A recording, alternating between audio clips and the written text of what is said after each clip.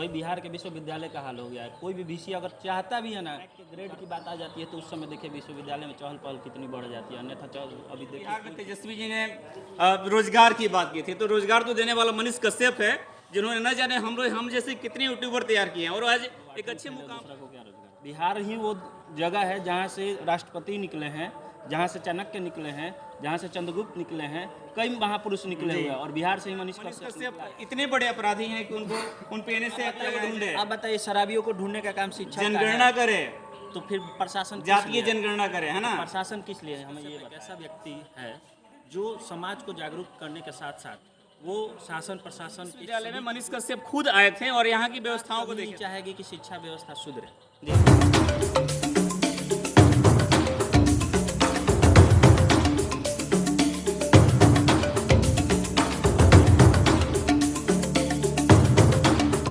अभी हम आए हैं आरा के वीर कुंवर सिंह विश्वविद्यालय में, जहाँ पर ये वही विश्वविद्यालय है जहाँ पर विद्यार्थियों का सेशन हमेशा लेट रहता है और अक्सर एक खबर में रहता है कि यहाँ पर जो वीसी आते हैं, मतलब उस पर कहीं पे कोई कार्रवाई नहीं की जाती बिहार गवर्नमेंट द्वारा। और आज हमारे पास बहुत सारे मुद्दे हैं मनीष कश्यप को लेकर के, इस विश्वविद्यालय के विकास को लेकर के। यहाँ के बच्चे जो हमेशा सेशन जो फेल रहता है, समय पर परीक्षाएं नहीं होती है, और इस विश्वविद्यालय में मनीष कश्यप खुद आए थे और यहाँ की व्यवस्थाओं को देखे थे, है ना।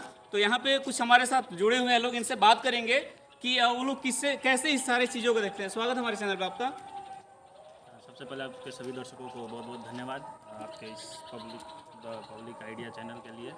और रही बात मनीष कश्यप की, तो जहाँ तक पहले अपना नाम बताइए सर, नाम क्या? हमारा नाम पड़ेगा दिव्यांशु मिश्रा। मैं एक शिक्षक के साथ साथ स्वयंसेवक हूँ जी, जो कि शिक्षक भी समाज का काम करता है और स्वयंसेवक भी समाज का काम करता है। तो इसके मद्देनज़र अगर हम देखें तो मनीष कश्यप एक ऐसा व्यक्ति है जो समाज को जागरूक करने के साथ साथ वो शासन प्रशासन के सभी चीज़ों को, जड़ को, कुछ लोग होते हैं कि जानकारी के अभाव में जीते हैं जी, कुछ लोग जानकारी के साथ जीते हैं।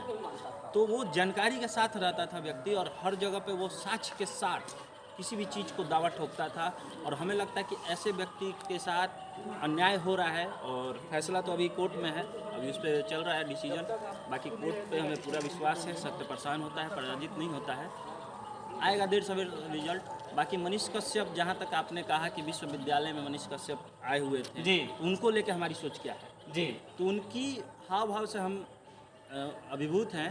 तो हमें लगता है कि मनीष कश्यप आगे चल के बहुत अच्छा करेंगे बिहार के लिए, विश्वविद्यालय के लिए, और तमाम उन छात्रों के साथ जो शिक्षा के मंदिर में भी भटक रहे हैं। जैसा कि आपने कहा कि सेशन लेट का, जी, सेशन लेट का वजह क्या है, हम आपको थोड़ा सा ध्यान आकर्षित करना चाहेंगे कि जी, सरकार पूरी बात बताइए, पूरी बात बताइए, हमारे पास समय प्राप्त है। सरकार कभी नहीं चाहेगी कि शिक्षा व्यवस्था सुधरे।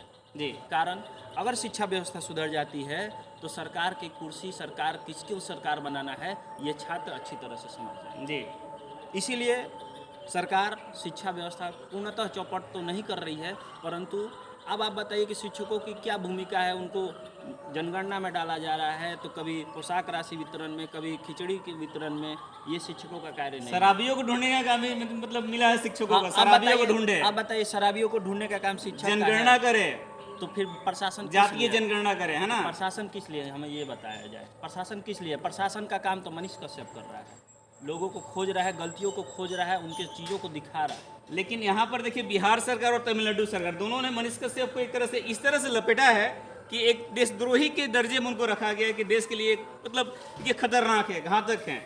एनएसए जैसा एक्ट उन पर लगाया गया, जो कि 3 महीने तक शायद उनको बाहर आने की बिल्कुल उम्मीद न है, 3 महीने बाहर नहीं आ सकते हैं। तो क्या मनीष कश्यप इतने बड़े अपराधी हैं कि उन पर एनएसए एक्ट लगाया जाए? देखिए, ये एक मनीष कश्यप की बात नहीं है, हो सकता है आने वाले भविष्य में हजारों मनीष कश्यप होंगे, लेकिन मनीष कश्यप जैसे कई लोग हो चुके हैं कि भारत, पहली बात तो भारत आपका एक धर्मनिरपेक्ष देश है, यहाँ हर एक जात के, हर एक धर्म के लोग रहते हैं। इसके साथ ही कई लोग ऐसे हैं जो भारत में, और ख़ास करके बिहार में, बिहार ही वो जगह है जहाँ से राष्ट्रपति निकले हैं, जहाँ से चाणक्य निकले हैं, जहाँ से चंद्रगुप्त निकले हैं, कई महापुरुष निकले हुए हैं, और बिहार से ही मनीष कश्यप निकला है। तो ये शासन प्रशासन की थोड़ी सी दबाव है, जिसकी वजह से आज मनीष कश्यप को झेलना पड़ा है। और जब किसी ने सच्चाई की बागडोर संभाली है तो उनके साथ प्रताड़ना हुआ है और होगा। तो जनता अगर जागरूक हो जाएगी तो ऐसे लोगों को न्याय भी मिलेगा और प्रशासन हमेशा सतर्क रहेगी। हम लोग तो ऐसा कहते हैं कि जैसे बिहार में तेजस्वी जी ने रोजगार की बात की थी, तो रोजगार तो देने वाला मनीष कश्यप है, जिन्होंने न जाने हम जैसे कितने यूट्यूबर तैयार किए हैं और आज एक अच्छे मुकाम पे हैं और एक तरह से जनता की सारी समस्याओं को दिखाते हैं। इसमें आपको क्या कहना है? अब बताइए, हमको जो 8वीं फेल है दूसरा को क्या रोजगार दें? वो तो कहते थे ना सर कि रोजगार देंगे, तो उसको मालूम ही नहीं है पद्धति क्या है रोजगार देने का। रोजगार देने के लिए पहले परीक्षा पास करना पड़ता है, इंटरव्यू पास करना पड़ता है, फिजिकल पास करना पड़ता है। उस तो सोचता है कि ऐसा ही बोरिया उठाए लाग के दे दिए, हो गया काम। रोजगार देना आसान बात नहीं है ना। जनसंख्या आपकी इतनी है, सरकार के पास सीटें कम है, उसमें भी आप जैसे लोग जी तेजस्वी यादव, मैं खुल के बोलता हूँ, मुझे कोई डर नहीं है, ठीक है।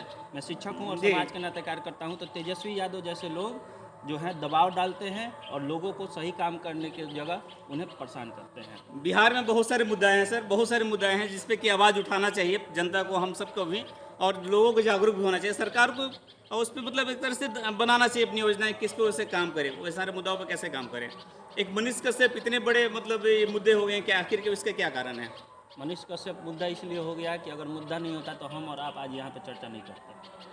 हम और आप यहाँ चर्चा कर रहे हैं तो इसका कारण मनीष कश्यप है, और मनीष कश्यप है इसीलिए बिहार की आज पहचान कहीं ना कहीं तमिलनाडु तक अभी पहुँची है, और आने वाले समय में तमिलनाडु में भी कई मनीष कश्यप है। चलिए, आप वीर कुंवर सिंह यूनिवर्सिटी से, बाबू वीर कुंवर सिंह यूनिवर्सिटी से, और यहाँ की व्यवस्थाएं के बारे में थोड़ा सा बताइए कि क्या यहाँ पे सेशन वगैरह क्या स्थिति है।